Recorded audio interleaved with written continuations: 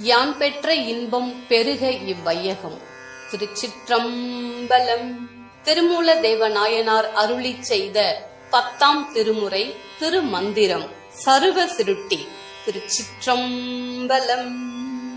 காரணன் அன்பீர் கலந்தெங்கும் நின்றவன் நாரணன் என்றும் நடுவுடலாய் நிற்கும் பாரணல் அன்பீர் பதஞ்செய்யும் நான் முகன் ஆரணமாய் உலகாய் அமர்ந்தானே.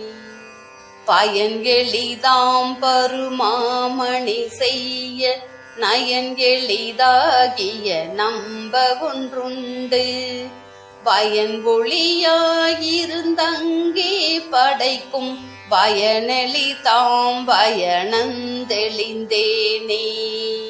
திருச்சிற்றம்பலம்.